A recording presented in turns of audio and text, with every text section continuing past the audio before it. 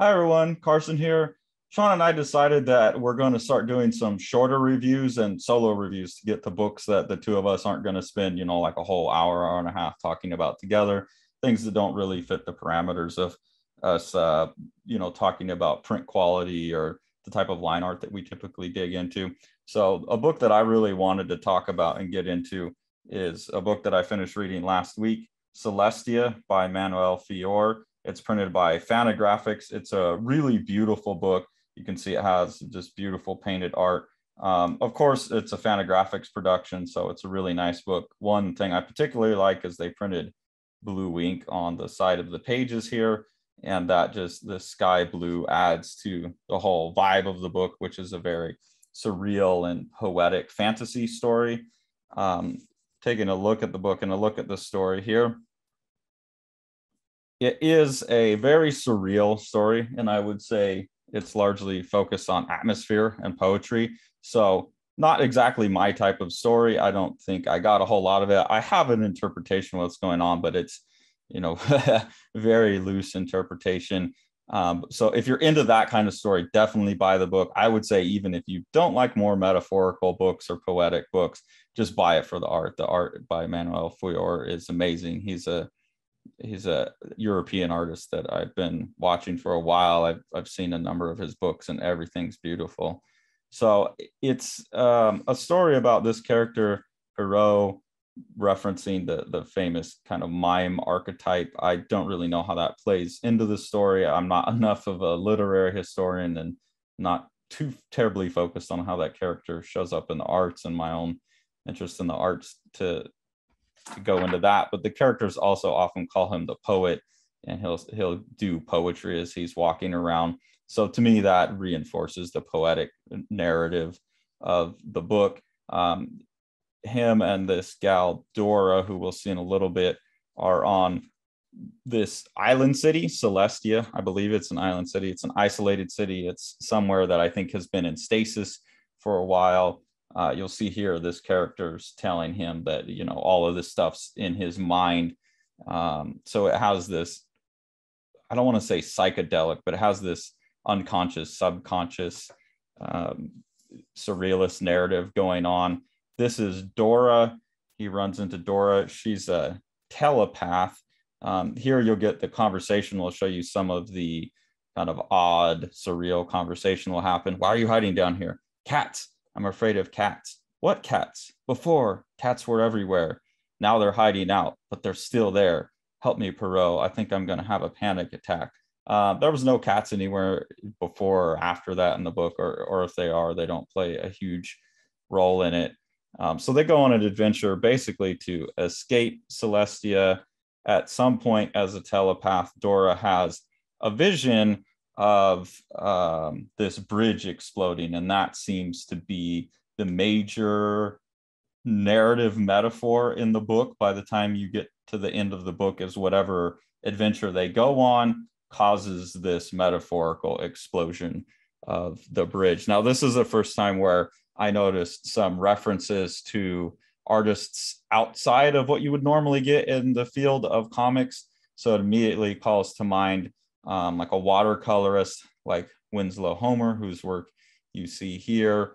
It also very much called to mind Joseph William Turner's work. So a piece like this, which I believe is just a painting of a sunrise, but that very central, almost symmetrical composition with all of that atmospheric light coming. Also, his the burning of the House of Lords and Commons with this like bridge-looking structure exploding. So I think there's a heavy reference to artwork outside of that.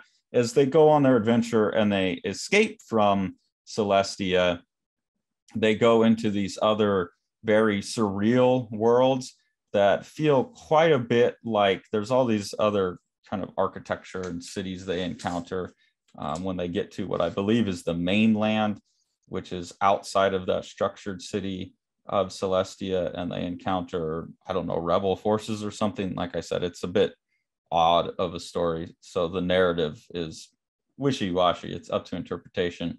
But these very interesting, surreal architectures that remind me quite a bit of like an MC Escher thing, where the stairs could be seen as going up or down. But I think more so a lot of the architecture, and especially the way that Fior will cut shadows across the architecture, pieces like this, the very geometric nature of things reminds me of Giorgio de Chirico, another surrealist painter who's known for doing these very odd, empty cities that have proper perspective and proper shadow to them, but they still feel off in ways. So I think most of the world is in Celestia and outside of Celestia, but especially in these outside sequences, are really referencing de Chirico.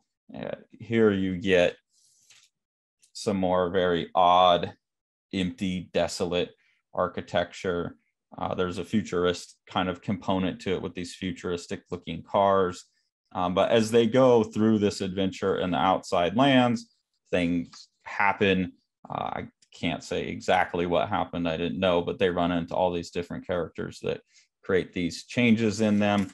Then as they head back to Celestia, this is probably one of my favorite sequences in the book, maybe selfishly because it's something that I did in one of my own books, and it's a narrative sequence I like, and it just felt very familiar to me, but turned into an odd, like 2001 Space Odyssey, like surrealist vibe. So they get into this car and they go through this journey, and you can see the car. Like, I just love this type of storytelling, the stable camera. So you see the car like changing coordinates. It's like triangulating in on things. Outside the window are just these beautiful, like Mark Rothko. I should have pulled up some Mark Rothko, but some like Mark Rothko, like abstractions that are very atmospheric. That's pretty much just a Rothko painting with some warp to it there. And this is one of those essential moments where the character undergoes deja vu, which is something they reference earlier in the book as a point where a telepath is invading your mind, I believe is what they prescribe deja vu as. And then said, I've experienced this moment before. And then they go through more of these paintings, and you can see again, like, triangulating on something. And then probably my favorite piece of production in the book, I doubt you'll even be able to see it on camera, but these are panels here maintaining this same 2-panel structure. And then they merge. It's hard to even tell. Yeah, they merge into one big panel here, but there's this very faint yellow printed, and these characters seem to be merged in their mind at that point. It's really nice because seeing through the page creates like a division between the panels a little bit. So the structure of the panels here influences this. And then we get through that sequence. So selfishly, I really like that sequence because I had done a comic doing that same thing of a car trip I took. That stable viewpoint, tracking the time rather than the location, the music I was listening to, and just watching the light change over the course of the day. So I felt like I was looking at, something familiar and different at the same time. It really enhanced for me the surrealism. So I think that was probably my favorite part of the book. And then at the end of the book, they get back to Celestia, and some fights go on and stuff like that. Again, it all seems a bit open to interpretation, but the Dora character is conversing with another character and says, thoughts belong to individuals, telepathy belongs to the group. And she says, perfect, no more group, no more telepathy, and also no more a bridge, a flash, a big explosion. We all saw it, through your eyes, through Perot's, through his mother's. So I think what was happening there is there was a community, like a social community that was all hive mind linked through this telepathy. And my interpretation of this is almost like a communist society where these individuals went out and became individuals, and that broke that group connection. And the bridge is the visual, the metaphor for all of their minds being bridged. And she had kind of had a premonition of her and Perrault's journey, breaking them out as individuals and kind of ruining the telepathic connection to the group. And then it seems like that may have ruined the telepathic connection between the entire city of Celestia and turned them into a society of individualists. I don't know.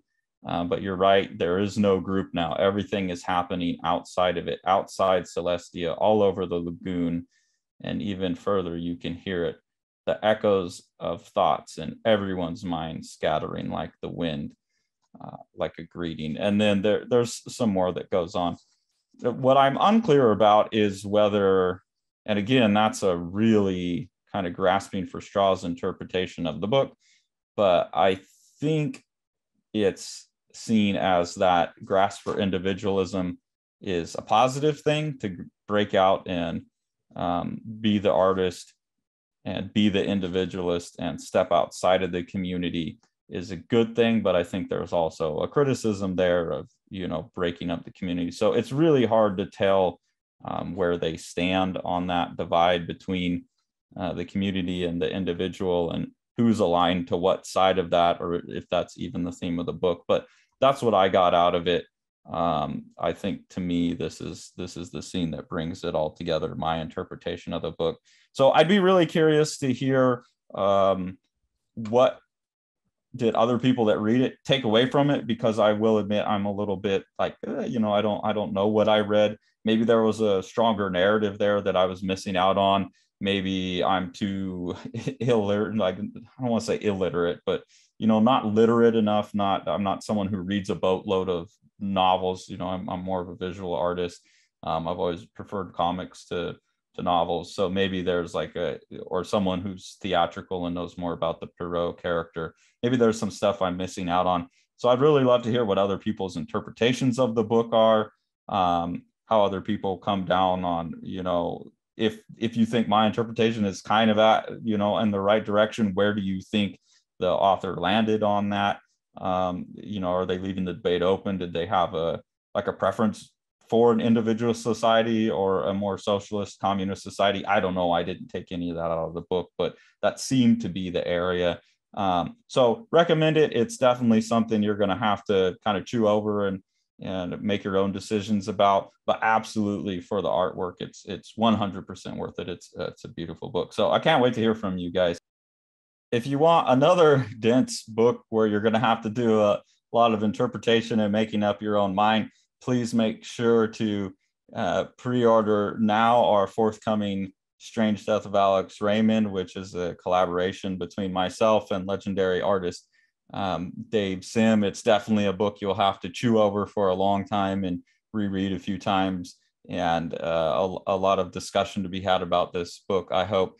We had a problem with the printer. This book should be in stores, but there was a misprint. If you do find, and it got shipped to stores. So if you do find this book in a comic shop, please let them know that they have an email from Diamond asking them to destroy it.